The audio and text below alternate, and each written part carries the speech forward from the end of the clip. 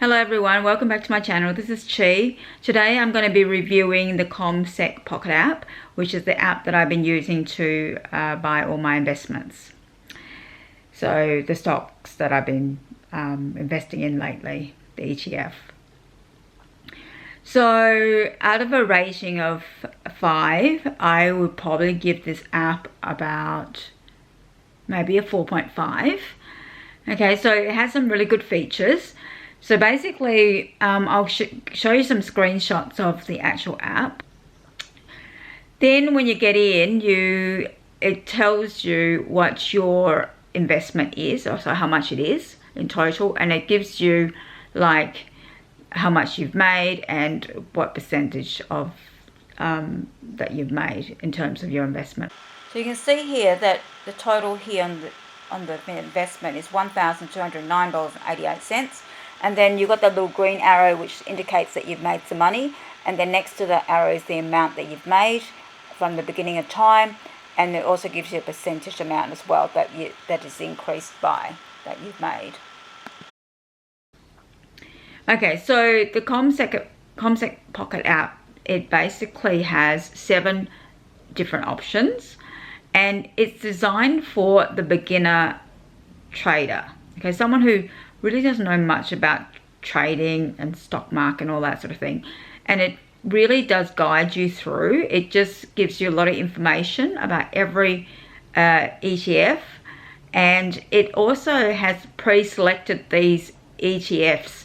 Now what I've read about them is that there's quite a lot of ETFs on the stock market. There's over like 5,000 of them, and what it's done is the Commonwealth has actually selected some of the cheaper ones so that it's more affordable for the beginner trader.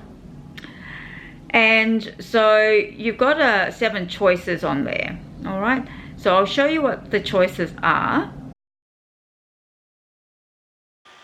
The Aussie Top 200, it includes 200 of the most top companies on the ASX, the Australian stock market, and includes blue chip companies. So blue chips are basically companies that have very stable, they've been around for a long time, and they're just very consistent, and they do pretty well on the stock market.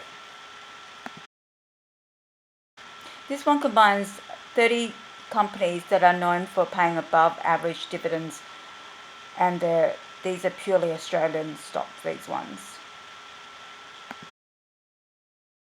Then you get the Global 100, exposure to 100 global blue chip companies, including some of the best known brands in the world. I'm not going to go through all of them. You can actually just go through the app and see all the other options. But this one is the one that I've got, the tech savvy ones. So basically, it's exposure to the 100 biggest tech innovators and non-financial companies on the NASDAQ. I'm going to tell you a little bit about the pricing involved with the commsec Pocket.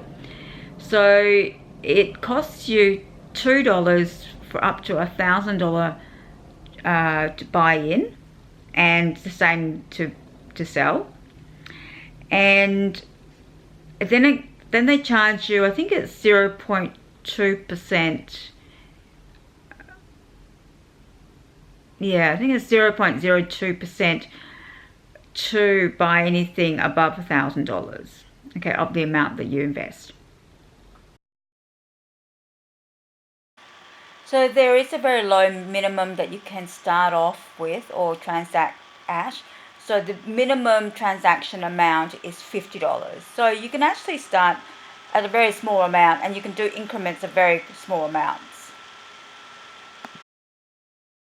You can also set up direct debit if you want to do a consistent amount of investment every month or every week or every fortnight or whatever it is. And so yeah, you can actually just set it and just leave it alone, and it'll just buy it automatically for you if you wish.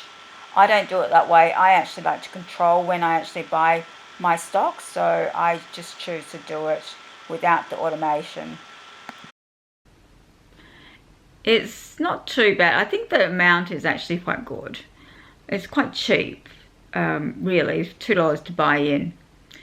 All right, so how would I rate the actual app in terms of, you know, its functionality?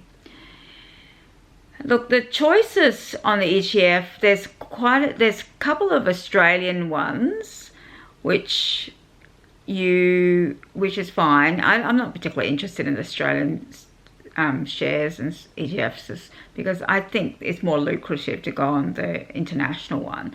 And this particular stock allows you to actually penetrate the US market and the overseas market, whereas commsec, the commsec website is actually an Australian,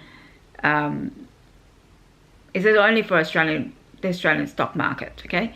So it somehow allows you, because it is a ETF, an Australian ETF, then it allows you to penetrate into the overseas market, even though you are on the Commonwealth accounts. In terms of the choices, I think that it's fine. I mean, I would have liked to have more choice. I think that if they'd given you like maybe about 3 or 4 more, that would have been great. But it's fine for what it is, yeah. What else? They give you quite a bit of information about each stock, which is quite nice, and they guide you through it, and they guide you through the whole sort of trading sort of platform, which is quite nice. There's no ongoing fee, which I think is great. I don't like to be charged every month just because I'm trading on a platform like this, so I think that's really good. There is one con that I would like to point out. Okay, so basically when you put in a trade, it's a little bit different to putting in a trade if you were on the normal commsec Commonwealth account, okay? So on the commsec account, if you're trading like just the Australian stock market and you're putting in your trades, you can actually put in a trade and put in a limit. So you can say, you know, you want to sell it for this amount, yeah? Or you want to buy it for this amount. And so what happens is when you put a trade in, if you put a limit in, it just waits until the price hits that amount and then it buys it for you, right? Or sells it for you. So that's an advantage with using the commsec instead of commsec Pocket, because you have a choice on what price you want to sell your stocks at. With the commsec Pocket, you don't have that choice. You just put in you're only allowed to put in the amount that you want to get rid of or sell at, yeah? And then you sort of place the order, and then they sort of just sell it at that point in time. Maybe like within the next, I don't know, whatever it is, minute or something or other. And you end up getting the price that they sort of sell it at. And it's normally, you just can't control it. That's all it is. So what I recommend is, if you're going to sell it, just look at the seller's price, not the buyer's price, the seller's price at that time, and that's probably what you'll get, okay? And just make sure you do it at the exact time that you're going to be, you want it, like the price at the exact time that you want to sell it at. Because you can't do it ahead of time, and you can't leave it on the books waiting to sell at that particular price. Like on the other side, you can actually wait for days on end and just wait for that price to come up before it gets sold, yeah? If you like this video, please subscribe and like and hit the bell button so you get more videos, and I'll see you for the next video. See you.